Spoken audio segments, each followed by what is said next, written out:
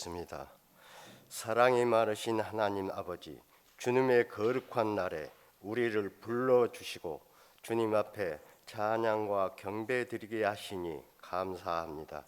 하지만 오늘도 온통 죄로 얼룩진 모습으로 주님 앞에 나왔습니다. 아무 공로 없는 저희들이지만 그리스도 십자가의 보혈의 은혜를 위하여 나왔으니 한없는 용서와 사랑을 경험하게 하소서. 항상 기뻐하고 쉼없이 기도하며 범사에 감사하는 것이 하나님의 뜻임을 알면서도 우리는 주님의 뜻대로 살지 못하고 늘 경피탐에 집중하며 불평불만을 일삼았습니다. 하지만 돌이켜보면 살아온 흔적마다 주님께 감사한 것밖에 없는 것을 고백합니다. 주님이 주신 십자가의 은혜를 저버리지 않도록 붙들어 주시기를 원합니다. 세상을 여기는 능력의 삶이 되게 하여 주옵소서. 양초가 자신의 몸을 태워 어둠을 밝히듯 우리의 몸이 주님을 위해 닮아 없어지게 하옵소서. 주님을 배울 때까지 십자가에 대한 벅찬 감격을 끌어안고 선한 싸움을 다 싸우면서 하늘나라의 주님을 볼 수 있게 하옵소서.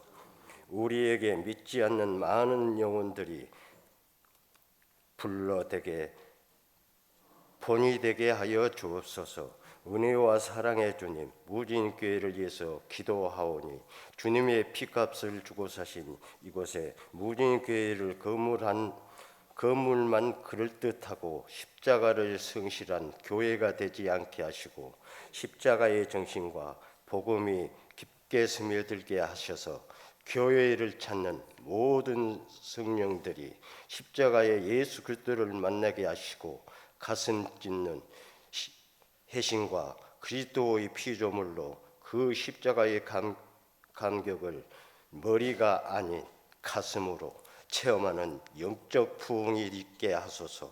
그러므로 우리가 하나님의 영광의 빛 가운데 거하게 하시고 우리의 삶이 제사로 드려지는 역사가 일어나게 하여 주옵소서. 주님의 몸된 교회를 위하여 주님께서 주신 기이한 직분을 맡아서 몸을 들여 충성하는 손길들을 기억하시고 저들이 수고가 더해질 때마다 주님을 사랑하는 신앙 고백이 넘쳐나게 하옵소서. 특별히 예배를 위해 찬양을 드리는 성가대에 함께 하시고 말씀을 전하시는 목사님 위에 함께 하사 우리 예배가 풍성케 하시고 우리의 예배를 기쁘게 받으시고 사순절의 예수님 십자가를 기억하며 예배의 시종을 주님께 의탁하며 지금도 우리를 피묻는 십자가 앞으로 이끄시는 예수 그리스도의 이름으로 기도드리옵나이다.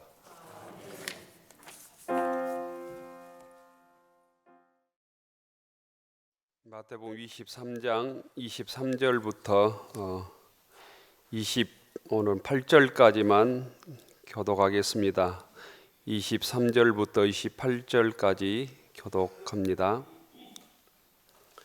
화 있을진저 외식하는 서기관들과 바리새인들이여, 너희가 박하와 회향과 근체의 11조는 들이되 율법에 더 중한 바 정의와 긍휼과 믿음은 버렸도다. 그러나 이것도 행하고 저것도 버리지 말아야 할지니라.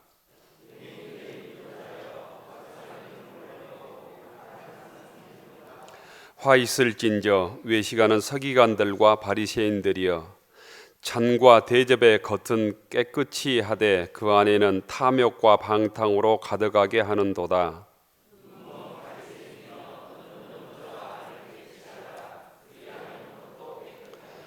화 있을진저 외식하는 서기관들과 바리새인들이여, 회칠한 무덤 같으니 겉으로는 아름답게 보이나 그 안에는 죽은 사람의 뼈와 모든 더러운 것이 가득하도다. 이와 같이 너희도 겉으로는 사람에게 옳게 보이되 안으로는 외식과 불법이 가득하도다. 아멘. 찬양 주셔서 감사합니다. 주의 전에 나오신 모든 교우들을 주의 이름으로 축복합니다. 이 사람 인사하십시다. 반갑습니다. 잘 나오셨습니다. 은혜와 기쁨이 넘치는 복된 시간 되기를 축원합니다. 주님의 평화가 여러분에게, 주님의 평화 성가대원들에게 표와 함께 하겠습니다. 강하고 담대하라. 내가 너와 함께하리라. 강하고 담대하라. 내가 너와 함께하리라. 저희 교회가 2월 말부터 공동 식사 시작했습니다. 오늘 네 번째 식사하는데 우리 이구역 식구들이 봉사해 주십니다. 감사한 마음으로 함께 식사에 참여하고 또 식사 준비하는 분들은 조금 기쁨으로 감당하고 또 소박하게 먹고 음식물 잔반 남지 않도록 하고 우리가 서로 좀 돕고 협력하면 좋겠다 생각합니다. 또 교우들께서는 구역이 약할 때 조금 협력해 주시고 또 설거지도 함께 참여해 주시면 좋겠다 생각합니다. 감당할 수 있는 구역도 있지만 또 힘들어하는 구역도 있습니다. 약한 구역들은 여신도에서 좀 자원봉사해 주시면 좋겠다 생각합니다. 매월 마지막 주는 공동 식사를 올해는 쉬려고 합니다. 그건 구역별로 조금 모임도 갖고 외식을 하면 좋겠다 생각합니다. 구역끼리도 잘 모르고 그런 분들이 많아서 구역장님들은 구역 식구들 초대해서 함께 좀 차도 마시고 또 간단한 식사도 하면 마지막 주는 좋겠다 생각하고 또 구역별로 봉사하는데 우리 반들 동아리 모임에서도 1년에 한두 번씩 식사 참여해 주시면 좋겠다 생각합니다. 필사반이나 독서반, 또 서신반이나 새가족반, 또 남신도 여신도에서도 한두 번씩 참여해 주시면 구역의 부담이 적겠다 이런 생각합니다. 4월부터는 오전 식사 후에 오후 예배도 드리려고 합니다. 오후 예배도 많이 참여해 주시면 좋겠습니다. 교회는 주님의 몸이고 우리가 예수님의 지체라고 있습니다. 모든 지체는 그냥 있는 지체는 없습니다. 어떤 시기는 생명활동을 할 때 몸은 건강해지는 것처럼 그냥 구경꾼처럼 교회에 나와서 앉아있다 가시는 사람들이 적어져야 교회는 건강해집니다. 함께 생명활동, 신앙의 활동, 또 봉사하고 헌신하는 활동을 통해서 복된 교회를 이루어가는 무진교회 교우들이 되기를 축원합니다. 오늘 주님의 말씀이 우리에게 굉장히 부담되는 말씀입니다. 사람들이 이 책망, 질책 또 욕을 먹고 기분 좋을 사람이 한 사람도 없을 것입니다. 주님께서 우리에게 은혜를 주시고 우리를 구원해 주시고 복을 주시려고 왔는데 왜 오늘 성경에 보면 이렇게 화를 내고 있는가, 저주를 퍼붓고 있는가? 우리도 주님으로부터 이런 책망을 받는 신앙 생활을 잘못하면 할 수 있겠다 이런 경고의 말씀으로 오늘 말씀을 받았으면 좋겠습니다. 오늘 주님의 말씀이 오늘 우리들에게 곧 경고의 말씀이 되고 반면교사가 되어서 바리새인과 서기관들이 들었던 이 책망을 듣는 사람이 아니라 주님의 은혜와 복을 받는 믿음의 사람으로 성장해 갈 수 있기를 바랍니다. 오늘 함께 읽은 주님의 말씀은 지난주에 이어서 예수님께서 바리새인과 서기관들에게 하신 말씀입니다. 예수님은 화 있을진저 바리새인과 서기관들이여 이렇게 책망을 하고 있습니다. 화 있을진저라는 말은 아주 약하게 표현하는 말인데 우리로 얘기하면 저주를 받을지어다 이런 말입니다. 곧 주님께서 축복의 말씀도 하기도 부족한 판에 왜 이렇게 저주의 말을, 질책의 말을 화를 내고 있는가? 바리새인들은 그 당시에 이스라엘 백성들에게 율법을 가르치는 선생들이었습니다. 서기관들은 그 바리새인들 중에서도 최고의 엘리트 집단들이었습니다. 최고로 존경을 받는 사람들이었고 권력자들이었다라는 거예요. 권력을 가지고 있는 사람들은 그만큼 책임도 있는 것이죠.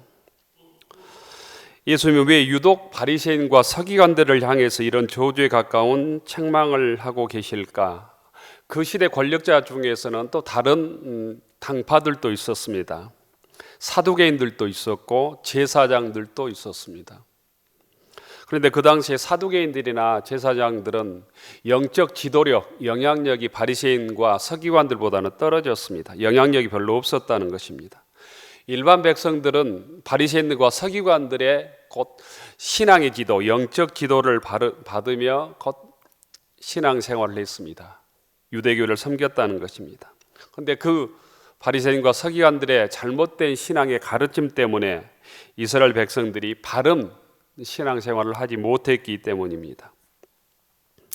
예수님은 내용은 없고 형식에만 얽매여 있고 하나님 뜻보다는 자신의 이익에만 얽매여 있고 혈안이 되어 있는, 그래서 속은 썩어 있는 그들을 향해서 책망하신 것입니다. 그들이 대표적으로 그 시대 기득권자이고 권력자이며 또 지도자였던 바리새인들이었고 서기관들, 율법사들이었습니다. 참된 신앙은 사람을 넘어서서 하나님 앞에 서는 일입니다. 이 자리 예배 자리에 나왔다는 것은 제 앞에 서는 일이 아니라 하나님 앞에 여러분들이 서는 일입니다. 하나님 앞에서 살아가는 일입니다. 그러나 위선적인 신앙, 외식적인 신앙은 사람 앞에서만 잘 보이기 위해서 또 그 신앙의 행위를 통해서 자기의 욕심을 채우기 위해서 신앙생활하는 것을 뜻합니다. 내 육적인 욕망을 채우기 위해서 신앙생활하는 모습이 바리새인들의 모습이다라는 거예요. 이런 시험과 유혹이 우리 모두에게 있습니다. 주님의 은혜를 통해서, 능력을 통해서, 복을 통해서 우리의 욕망을 채우려고 하는 마음이 있습니다. 하지만 그 모든 것들이 주님의 뜻과 어긋날 때, 그것들을 포기할 때 우리는 하나님 앞에 바로 서는 것입니다.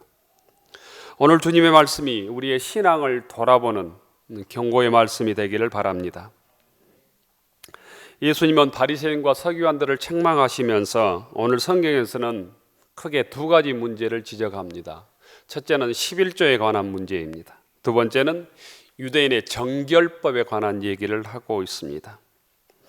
이 두 가지 얘기를 통해서 바리새인들의 위선, 외식을 풍자적으로 통렬하게 꾸짖고 있습니다.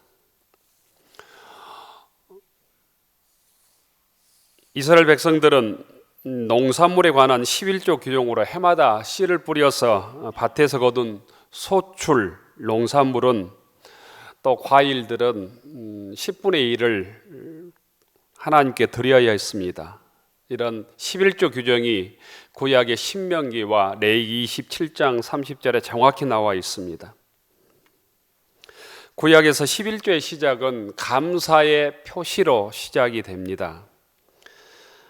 아브라함이 전쟁에 승리한 후 감사하여 멜기세덱이라고 하는 대제사장에게 곧 10분의 1을 감사의 표시로 드린 것에서 11조가 시작됩니다.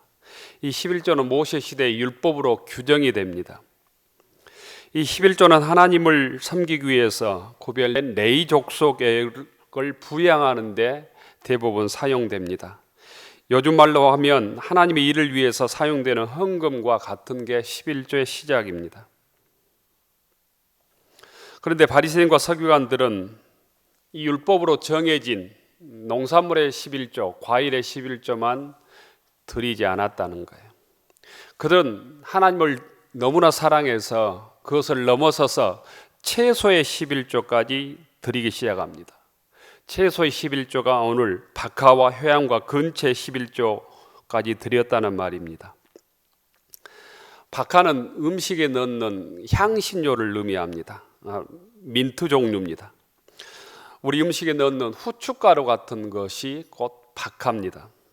효양은 미나리과 식물로 미나리과의 식물로 바깥의 열매도 향신료로 쓰이고 근체도 마찬가지로 미나리과에 속하는 곧 그 열매를 빻아서 양념의 향료로 넣는 게 곧 근체, 회양, 박하입니다. 그게 양념으로 우리로 얘기하면 깨 같은 거죠. 후추 같은 겁니다. 이 모두 향신료로 사용한 열매는 아주 작고 미세한 것들입니다. 눈에 보이지 않는 이 작은 것까지도 11조를 그들은 정확히 쪼개서 드렸다는 거예요. 우리로 말하면 깨나 콩이나 팥이나 이것까지 밤새도록 씌어서 11조를 드렸다는 거예요. 엄격하고 완벽한 신앙생활을 했다는 것입니다. 율법의 1.1획도 범하지 않았다는 것입니다. 그런데 주님께서 책망하는 이유는 그것을 드렸기 때문에 책망하는 것이 아닙니다. 엄격하게 11조 생활하면서도 진짜로 지키고 행해야 될 11조의 정신을 버렸다는 거예요. 하나님께 11조를 드리는 정신이 무엇인가? 그 정신은 하나님의 곧 정이라는 거예요. 하나님의 긍휼이라는 거예요. 하나님의 사랑과 하나님의 신이라는 것입니다. 율법의 정신, 11조의 정신을 가볍게 여겼을 뿐 아니라 그 정신을 버리고 형식만 남아있는 바리새인들의 신앙을 책망하는 것입니다. 오늘 23절에 의하면 정의와 긍휼과 믿음은 버렸다. 11조는 철저하게 지켰지만 11조의 정신인 정의와 긍휼과 믿음은 버렸다. 율법의 정신인 정의는 하나님의 공의를 뜻합니다. 긍휼은 하나님의 사랑을 뜻합니다. 믿음은 하나님의 신실하심을 뜻합니다. 예수님은 바리새인과 서기관들이 이렇게 말씀하고 있는 것입니다. 너희가 소산물의 11조뿐만 아니라 박하와 해왕과 근체 곧 채소 열매 11조까지 철저하게 드렸지만 율법의 더 중요한 정신인 가난한 사람들의 권리를 보호하는 정의의 문제나 이웃에 대해서 베풀어야 되는 자비의 문제나 인간관계에서 중요시해야 될 믿음의 문제, 신의의 문제들은 소홀히 하고 실천하지 않았다. 주님께서는 정의와 긍휼과 신실함은 너희들 속에서 아무리 찾아봐도 없으니 너희들에게 그 율법의 정신, 11조의 정신이 빠졌으니 화가 있을 것이다. 이렇게 말씀하십니다. 오늘 이 말씀은 오늘 우리들에게 해당되는 말씀입니다. 11조의 정신, 헌금의 정신이 우리에게 가득 차 있는가? 우리들의 신앙 안에 하나님의 공의로움이 있는가? 내 안에 거짓이 없는가? 위선은 없는가? 나쁜 동기와 이기적인 마음은 없는가? 하나님 앞에서 깨끗하고 정직한가? 우리의 심령을 점검하는 교우들이 되기를 원합니다. 내 신앙의 진면목은 내 마음 깊은 곳에 있는 하나님에 대한 공의, 하나님에 대한 긍휼과 이웃에 대한 사랑, 어떤 삶 속에서도 신실한 믿음을 지켜가는 것이라는 거예요. 이웃에 대한 관심이 없을 때 내가 주의 백성인가를 물어야 합니다. 하나님의 공의를 실천하지 못할 때 내가 구원받은 주의 백성인가를 물어야 된다는 것입니다. 우리가 연약하고 부족하지만 주의 사랑이 가득한 공동체가 되어야 된다는 거예요. 서로에게 더욱 관심을 갖고 약한 형제들을 위해서 기도하고 고난 중에 있는 교우들을 위해서 위로하고 격려하고 손을 잡아줌으로 이 헌금의 정신, 11조의 정신들을 지켜가는 무진교회 교우들이 되기를 축원합니다. 23절 마지막에 보면 주님께서는 이렇게 결론을 맺고 있습니다. 그러나 이것도 행하고 저것도 버리지 말아야 할지니라. 한번 따라서 합니다. 이것도 행하고 저것도 버리지 말아야 할지니라. 예수님은 소산의 11조뿐 아니라 박하와 해양과 근처의 11조까지 드리는 신앙이 잘못되었다고 말하지 않습니다. 이걸 비판하지 않아요. 예수님께서는 우리 신앙의 옛날에 선배들이 주일날 아침이 되면 새벽에 일어나서 목욕제기하고 새 옷을 입고 일찍 교회에 나와서 무릎을 꿇고 정성을 다해서 예배 드리는 일을 기뻐하신다는 거예요. 정성을 다해서 기도하고 헌금하시는 것을 기뻐하신다는 거예요. 우리 부모들 세대는 소위 다리미도 없던 시대에 1,000원짜리 지폐를 그냥 다려서 헌금을 드렸던 모습을 제가 기억합니다. 문제는 그것만 하는 데 있다는 거예요. 그것만 하는데. 예수님이 온전한 11조 위에 그 율법의 정신을 실천하는 의미예요. 하나님의 정의와 공의, 하나님의 긍휼과 사랑, 하나님의 신실하심을 일상생활 속에서 실천하고 드러내는 일이 11조를 온전히 완성하는 일이다, 이렇게 말씀하고 있습니다. 간혹 어떤 사람들은 신약에서는 11조를 안 해도 된다고, 괜찮다고 주장하는 사람들이 있습니다. 예수님은 분명하게 우리에게 말씀하십니다. 이것도 행하고 저것도 버리지 말라. 11조뿐 아니라 하나님의 긍휼과 공의, 신실함까지 실천하여 주님의 온전한 뜻을 드러내는 것이 하나님 자녀의 몫이다, 책임이다, 의무다, 이렇게 말씀하고 있는 것입니다. 우리가 성실하게 11조 생활을 해오셨다면 그 정신까지 실천함으로 온전히 하나님께 영광 돌리는 교우들이 되기를 바랍니다. 24절에서 예수님께서는 바리새인들의 위선적인 행위를 하루살이와 낙따를 풍자해서 말씀하십니다. 바리새인들은 포도주를 마실 때 종교적 이유로 하루살이를 마시면 불결하다고 생각해서 포도주를 마실 때마다 천으로 하루살이를 걸러내고 마셨습니다. 그런데 그건 마시지 않으면서 종교적으로 더 불결하다고 생각하는 낙타는 삼킨다고 풍자적으로 비판하시고 있는 것입니다. 최소 11조까지는 드리지만 11조의 정신은 하나도 행하지 않는 것을 낙타를 삼키고 있다고 풍자적으로 비판하고 있는 것입니다. 중요하지 않는 규정은 엄격하게 지키지만 보다 중요한 도덕적인 정의와 공의, 하나님의 사랑과 자비와 긍휼, 신실함과 신의는 소홀히 하신다는 책망입니다. 하나님의 사랑과 공의를 이 세상에서 드러내고 주님의 긍휼을 이웃과 나누고 하나님 앞에 신실하게 믿음으로 살아가는 일이 곧 11조의 완성임을 교우들이 기억할 수 있기를 축원합니다. 유대인들에게는 정결법이라고 하는 법이 있었습니다. 음식을 먹거나 마실 때 반드시 지켜야 될 음식 규례가 있었다는 것입니다. 그 정결법에 따라 바리새인들은 음식을 먹고 그릇을 잘 씻었습니다. 그런데 그들은 그렇지 않는 사람들을 비판하고 죄인으로 만들었습니다. 그런 자들을 향해서 예수님은 25절과 26절에서 이렇게 말씀하십니다. 화 있을진저 외식하는 서기관들과 바리새인들이여, 장과 대접의 것은 깨끗이 하되 그 안에는 탐욕과 방탕으로 가득하게 하는도다. 26절에 보면 눈먼 바리새인들이여, 너는 먼저 안을 깨끗이 하라. 그리하면 겉도 깨끗하리라.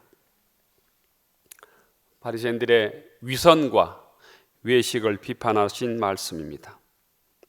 겉으로는 정결법을 지키지만 실제 속으로는 불법이 가득하다는 것, 위선이 가득하다는 것, 이런 형식주의를 바리새즘이라고 부릅니다.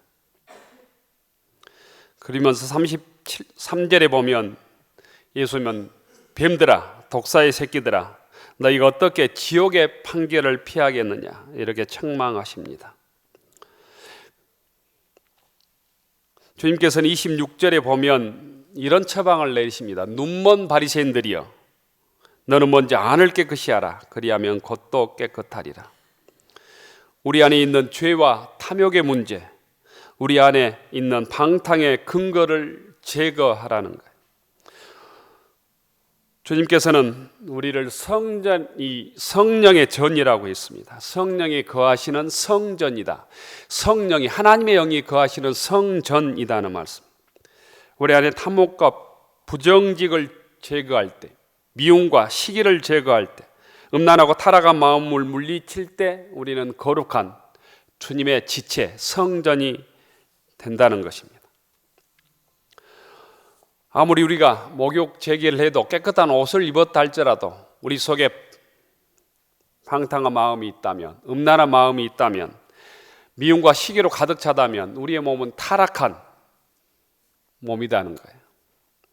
오늘 주님의 말씀을 붙들고 주님 보시기에 부정한 것들을 제거함으로 온전히 깨끗한 모습으로 주님께 영광 돌리는 교우들이 되기를 바랍니다. 바리새인과 서기관들의 이 형식주의를 주님께서는 27절에 보면 회칠한 무덤으로 풍자하십니다. 회칠한 무덤, 곧 페인트 칠을 하는 무덤으로 풍자하고 계십니다. 화이트를 진 외식하는 서기관들과 바리새인들이여 회칠한 무덤 같으나 겉으로는 아름답게 보이나 그 안에는 죽은 사람의 뼈와 모든 더러운 것이 가득하니라. 예수님 시대의 가장 큰 명절이 유월절입니다. 유월절.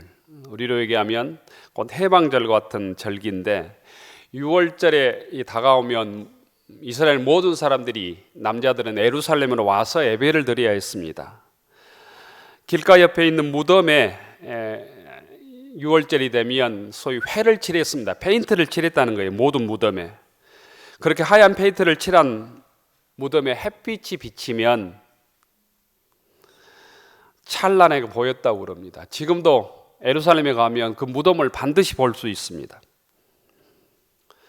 왜 무덤에 회를 칠했냐면 순례자들이 죽은 무덤에 시체나 뼈에 혹시라도 접촉되는 것을 피하기 위해서였습니다. 시체나 뼈에 또 무덤에 접촉이 되면 부정하다고 정결법으로 명시되어 있었기 때문입니다. 유대인의 정결법에 무덤에 가까이 가거나 시신을 만지거나 죽은 뼈에 접촉되면 7일간 부정하게 되어 있어서 하나님께 예배 드리러 나올 수가 없었습니다. 예수님께서 이런 모습을 빗대어서 바리새인과 곧 서기관들의 위선을 비판하고 있습니다. 바리새인들의 실상은 회칠한 무덤 같다는 거예요. 겉으로는 깨끗하게 보이지만 속은 썩은 시체가 있다는, 시신이 있다는 거예요. 회칠한 무덤 같은 겉과 속이 다른 모습이 바리새인의 모습이고 서기관들의 모습이라는 거예요. 화려하고 멋있는 옷을 입고 높은 지위를 차지하고 있지만 그 마음 속에는 썩은 마음, 자기 욕심으로만 가득 차 있다는, 방탕하는 마음으로만 가득 차 있다는, 시체에서 흘러나오는 더러운 오물로 가득 차 있다는 말씀입니다. 우리 신앙 속에 남아있는 겉과 속이 다른 모습들을 우리가 믿음으로 주님의 말씀으로 회개함으로 걷어내야 합니다. 겉과 속이 다른, 말과 행동이 다른, 옳다고 말하는 것과 우리의 삶이 다른 위선적인 신앙을 극복하기 위해서 우리가 힘쓰고 결단하고 애를 써야 합니다. 신실한 바른 신앙을 회복하기 위해서 이 사순절에 주님의 말씀을 붙드는 교우들이 되기를 바랍니다. 유대인들이 이렇게 형식주의에 빠진 곧 이유가 있었습니다. 그럴 만한 역사적 원인이 있었습니다. 유대인들은 바벨론 포로라고 하는 이 종살이를 70년간이나 했습니다. 나라를 빼앗기고 백성들이 바벨론으로 포로로 끌려가서 70년간 종살이 했던 경험이 있습니다. 포로로부터 돌아온 바리새인들은 자기 백성들이 포로로 잡혀간 것은 하나님의 율법을 지키지 않았기 때문이라고 생각하고 그 율법을 철저하게 지키기 시작했습니다. 율법을 문자적으로 해석해서 철저하게 지키기 시작했다는 것입니다. 율법만 지키면 하나님께서 우리를 지켜주시고 우리에게 복을 주실 것이라고 생각을 했습니다. 그래서 그 생각은 좋았지만 시간이 지나고 그 형식만 남고 율법의 정신은 온데간데 사라지고 말았던 것입니다. 예수님 시대에서는 이 바리새인들의 형식만 남아버린 율법주의를 비판하고 경고하고 있는 것입니다. 경고하신 이유는 몇 가지 이유가 있습니다. 형식주의와 문자주의는 진실한 종교인, 진실한 신앙인을 양산하지 못하기 때문입니다. 형식적인 위선자만 만들어낸다는 것. 한국교회에서 예수 믿는 사람들이, 예수 오래 믿는 사람들이, 신앙의 직분을 자랑하는 사람들이 형식적인 위선자의 신앙인이 아닌지 우리가 점검해야 된다. 신앙의 가면을 우리가 쓸고 살고 있지 않는지 점검해야 된다. 형식주의는 신앙의 본질보다는 비본질적인 것에 집착하게 만듭니다. 하나님과 인간을 사랑하기보다는 제도를 아끼고 제도를 지키기만 하면 자기가 구원받은 사람이라고 생각하는 폐단을 낳게 되었다라는 것. 형식주의와 문자주의는 하나님과 자기 자신을 속이게 만들었습니다. 그 당시에 고르반이라고 하는 유대인들의 제도가 있었습니다. 자기가 가지고 있는 물건을 하나님께 드리게 되었다고 말만 하면 그 물건으로 부모를 봉행하지 않거나 이웃과 나누지 않아도 죄가 되지 않는다는 가르침이었습니다. 그래서 자기 욕심을 챙기기 위해서 부모를 봉행해야 될 돈과 물질을 고르반이라고 외칩니다. 하나님께 드릴 물건이다는 거예요. 이웃과 나눠야 될 물건을 나누지 않고 고르반이라고 외쳤습니다. 그래서 그 욕심을 채워갔다는 것입니다. 형식주의는 죄인을 거듭거듭 만들어냅니다. 그래서 그 당시에 수많은 사람들을, 일반 사람들을 죄인 아닌 죄인으로 만들어서 자기의 욕심을 바리새인들이 채워갔다는 것입니다. 이런 형식주의, 이런 바리새즘은 그 당시에만 남아있는 것이 아닙니다. 한 시대만 있는 것이 아닙니다. 어느 시대에나 있을 수 있습니다. 한국교회 역사를 돌이켜볼 때에도 교회가 분열하고 갈라지고 서로 적대시하고 싸우며 분열하는 것은 다 이런 바리새주의가 자리 잡고 있었기 때문입니다. 그러한 분열과 다툼의 이면에는 인간의 독선과 아집, 문자주의한 무지, 인간적인 교권 다툼, 경제적인 이권 같은 문제들이 다 깔려 있었습니다. 표면적으로는 하나님의 영광을 내세웠지만 그 속에는 자기의 이권과 욕심이 자리 잡고 있었던 것입니다. 오늘 주님의 말씀을 통해서 우리 속에 남아있는 외식과 이선, 형식적인 신앙을 극복하고 진실한 주님께서 원하시는 신실하고 죄사랑을 이 땅에 드러내는 무진교회의 교우들이 되기를 원합니다. 우리가 착각하지 않아야 될 한 가지 이 내용이 있습니다. 신앙의 본질을 이야기하다 보면 내용만 중요하고 마치 형식은 불필요한 것처럼 오해하곤 합니다. 그래서 형식은 나쁜 것, 내용만 필요한 것으로 착각하기 쉽습니다. 그러나 형식이 없는 내용은 있을 수 없습니다. 그릇 없이 어떻게 물을 담을 수 있습니까? 나무가 없이 어떻게 과일을 얻을 수 있겠습니까? 계란의 껍질이 없이 어떻게 계란의 내용을 담을 수 있겠습니까? 그릇이나 나무나 계란 껍질은 형식입니다. 물과 과일은 또 계란의 내용물은 내용이죠. 우리가 드리는 주일 예배에서 예배 순서가 무의미하겠습니까? 주님께서 우리에게 가르쳐 주신 것은 형식이 나쁘다는 것이 아니에요. 내용이 없는 껍데기만 남아버리는 형식이 문제라는 것입니다. 내용은 변질돼 버리고 형식만 남은 것이 타락한 모습이라는 거예요.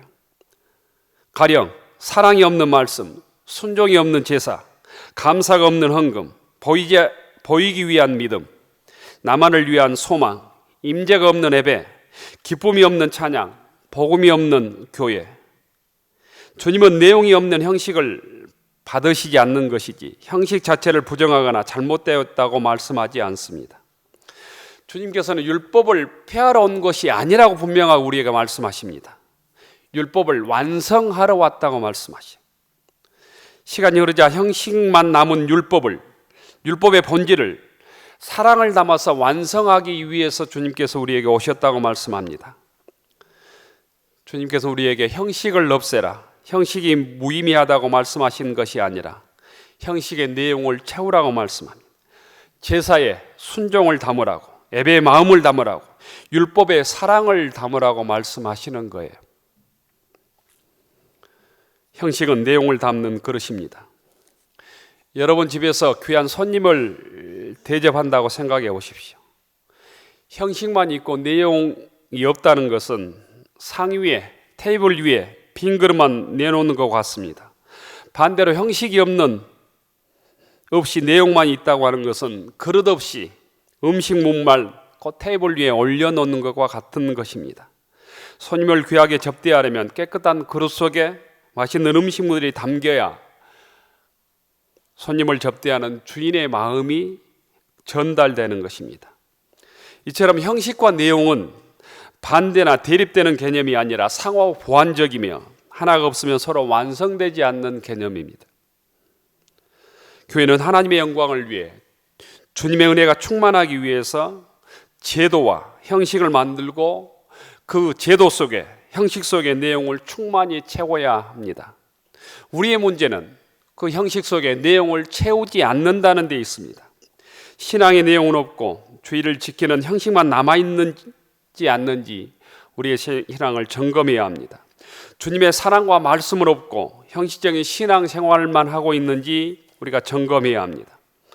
오늘 주님의 말씀이 우리에게 경고의 말씀이 되어서 참된 신앙을 회복하고 하나님의 정의와 주님의 긍휼과 사랑, 하나님의 신실하심과 신의를 회복하는 신실한 무진교회 교우들이 되기를 축원합니다. 기도하겠습니다.